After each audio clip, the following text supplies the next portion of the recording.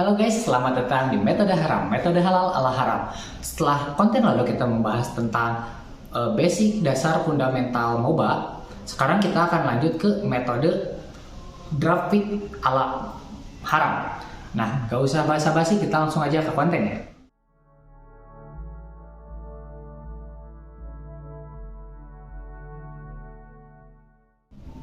Oke, kita langsung saja masuk ke strategi draft di page 1.6.94 ya. Nah, untuk strategi draft sendiri, aku bagi klasifikasikan ke dalam 3 macam. Pertama, ada offensive.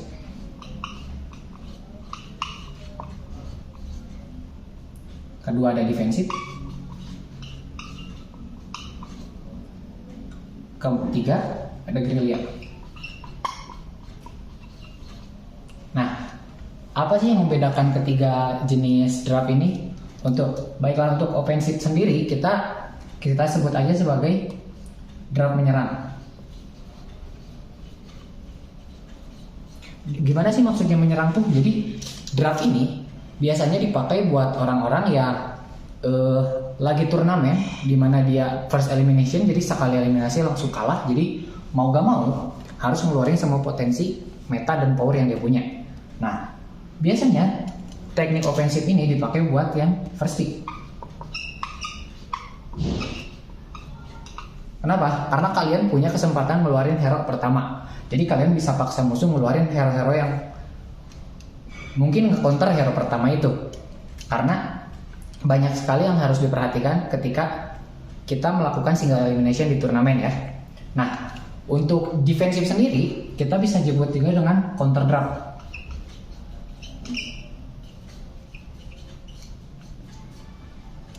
Jika kalian ingin perumpamaannya, jika kalian mengerti tentang basket, strategi basket, ini bisa disebut juga dengan 101. Jadi kalian pasangkan musuh kalian dengan counternya secepat mungkin. Jadi biarkan musuh nge-pick apa yang dia suka, tapi kita akan langsung pick juga counternya secara langsung.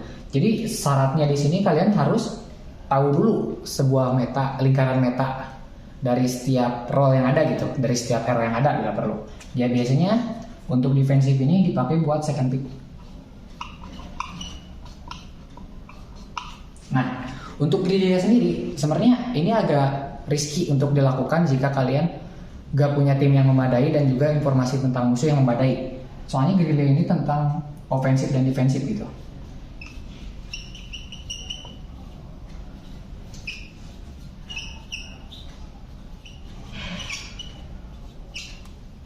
Apa sih maksudnya ofensif dan defensif? Di sini kalian melakukan draft berdasarkan informasi.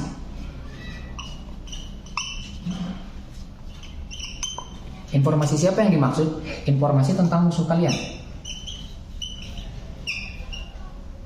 Nah, ketika informasi kalian tentang musuh sangat banyak, kalian bisa mengaplikasikannya kepada draft. Di mana draft itu terlihat random, tapi sebenarnya mereka melakukan draft berdasarkan hero pool musuh yang ada. Nah, misalnya jika di kancah internasional udah mustahil lagi mereka pakai ofensif secara lurus begitu saja, ataupun defensif secara counter asal-asal. Nah, karena di kancah Sinpro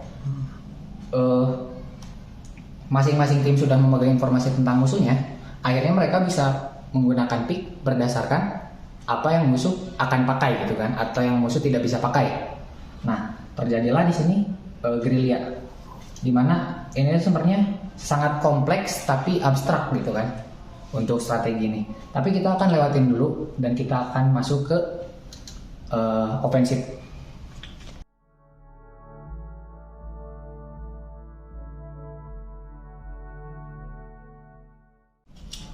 Oke, sebelum kalian masuk ke draft, nah, ada yang harus kalian perhatikan terlebih dahulu tentang apa yang mau kalian pick. Karena di sini kalian berperan sebagai penyerang. Jadi sebelum kalian masuk draft nih, kalian udah bikin strategi sama teman-teman kalian. Gue mau pakai ini di XP. Karena apa? Pick pertama yang akan kita pakai adalah XP. Kenapa sih harus XP? Karena XP itu ada punya beberapa kemungkinan. Pertama,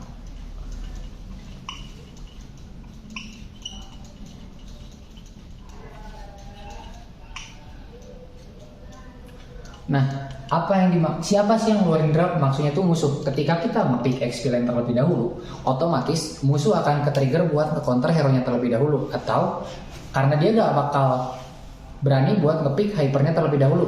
Karena sekarang seperti yang kita tahu di patch 1.694 ini hyper atau DPS itu gampang banget ke-counter sama romer-romernya. Nah, makanya ketika kita mengeluarkan XP lane, mau gak mau musuh akan coba counter dulu menggunakan XP lane lagi, atau mungkin mengeluarkan hero power hyper pun mungkin. Tapi ketika musuh mengeluarkan DPS terlebih dahulu, maka itu akan jadi keuntungan besar buat kita. Nah, kenapa kita harus clear XP lane dulu? Karena kita harus tahu seberapa kuat hero power kita ke depannya nanti. Yang harus fungsi kita mengeluarkannya itu kan pertama mengeluarkan draft, lalu apa aja kondisi XP lane yang harus dipenuhi. Pertama, hero power atau meta di pace-nya. Nah, seperti contohnya hero power dan meta pada patch 1.6.1.94 itu XP lane paling kuat sekarang itu ada di Tamus. Kenapa sih Tamus kuat? Karena dia punya laning yang super cepat dan buy one pun juga super kuat, dimana dia durability-nya kencang, mobility kencang. Dia terlalu perfect untuk patch kali ini, dimana damage-nya pun walaupun tidak burst tapi bisa membuat musuh kewalahan karena dikejar-kejar ya. Nah, yang kedua yang harus diperhatikan adalah kalau misalnya kalian gak mau pick power atau meta, minimal kalian harus punya hero yang laning bisa menang lawan musuh. Kalian yakin nih dengan dengan hero power yang kalian pakai nih, walaupun hero powernya gak meta, tapi kalian yakin nih sama hero ini, gue pakai hero ini bisa nih nge-clear cepet. Misal sebagai contoh deh, kita pakai hero Mino itu karena cukup kuat kan melawan beberapa hero XP lane juga, dimana dia nge-clear pun juga cukup cepat, walaupun rotasinya mungkin sedikit kurang, dan juga aktivasi ultimate-nya yang harus menggunakan sedikit trik gitu kan. Nah, itu sebagai contoh aja. Nah, untuk pick berikutnya, untuk pick kedua dan 3, kalian usahakan pick high ground dan DPS utama kalian. Nah, apa sih yang dimaksud dengan high ground dan DPS utama kalian? Kalian harus pastikan apa yang menjadi DPS utama kalian. Apakah mau hypernya atau mungkin mid lanernya? Tapi di sini karena kita melakukan strategi draft untuk pemula ya, kita usahakan aja kalau high ground itu diisi dengan mage high ground itu apa aja sih? Kita bisa sebut dengan hero-hero yang bisa clear cepat. Dan juga scale berdasarkan level.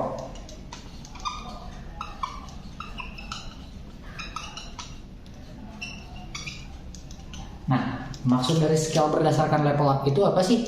Jadi si mage itu nggak terlalu butuh namanya uang gitu. Uang memang dibutuhkan, cuma fokus dia lebih ke arah level. Kenapa? Karena high ground karena kita taruh high groundnya di mage itu adalah tipe role yang confident atau karena hero mage itu adalah independent, atau mid laner itu diisi dengan role yang independent. Dia mau ngikutin tank,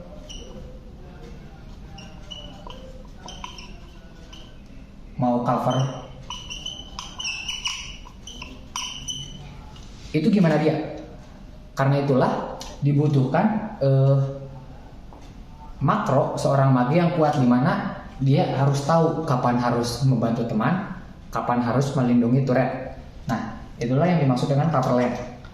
Jadi misalnya ada hyper dan roamer kalian ngegeng ke arah bawah, di sini mage masih mid, maka clear mid. Dia punya dua pilihan, mau bantu atas atau bantu bawah, atau mungkin diam di lane. Itu gimana dia. Masalah benar dan salah itu gimana nanti. Tapi yang jelas yang harus kita sadari adalah mid laner itu adalah role yang independen. Nah, DPS utama itu gimana sih maksudnya? DPS itu memiliki arti di make per second yang tinggi ya.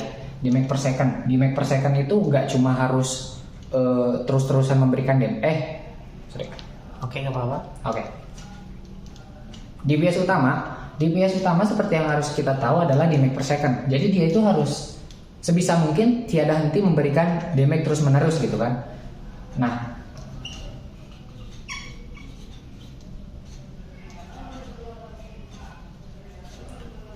damage per second biasanya diisi apa sih? Biasanya diisi oleh MM.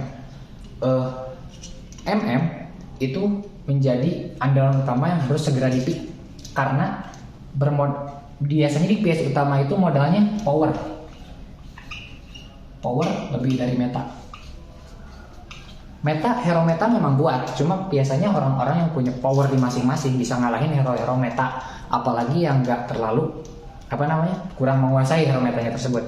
Kecuali orang musuhnya tersebut hero powernya memang di hero metanya, mungkin agak sedikit kesulitan. But it's okay, soalnya kalian nanti akan dilindungi oleh romer kalian kan, sebagai DPS utama kalian bakal dilindungi oleh romer kalian. Nah, DPS sendiri gak harus selalu MM, bisa juga disimpan di hyper dan mage. Nah, tapi masalahnya jika kalian taruh di hyper dan mage, berdasarkan strategi yang kita buat berdasarkan offensive draft ini akan sedikit kesulitan nanti saat di pick keempat dan kelima. Nah, untuk pick keempat kelimanya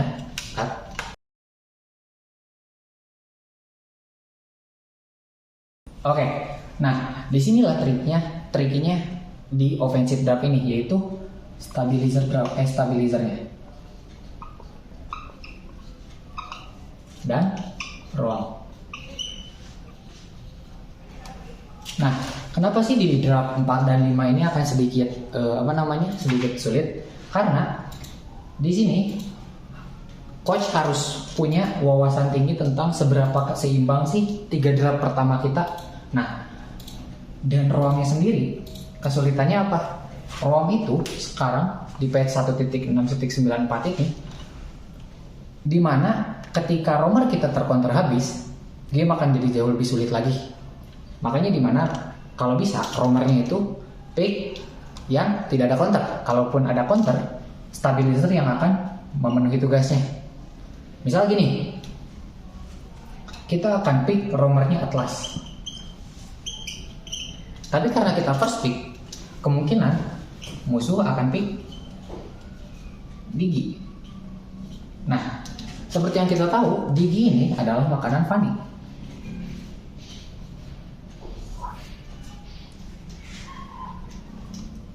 Di sini terjadi keseimbangan balancing draft antara Atlas dan Fanny, di mana 3 draft utama kita 3 draft atas kita udah udah di pick kan. Misalnya pertamanya kita pick Tamus yang dimana dia itu punya durability yang sangat tinggi, cukup untuk menjadi second tanknya. Nah, dimana misalnya dilanjutkan dengan draft pick high groundnya berupa Cecilion yang punya damage tinggi juga di late game, jadi bisa mengcover yang lainnya.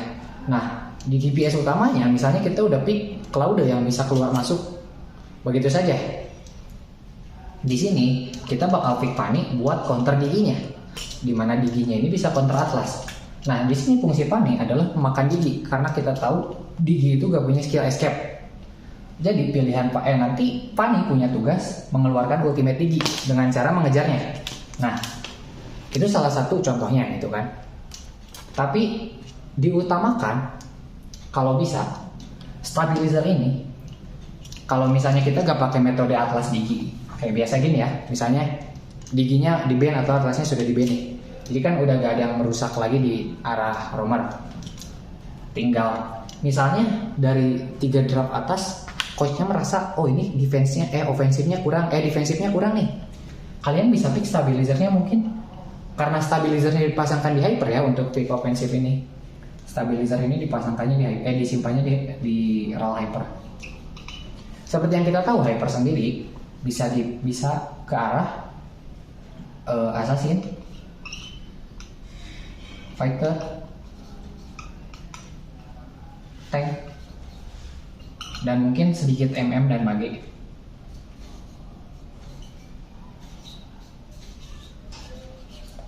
Walaupun sedikit mungkin agak high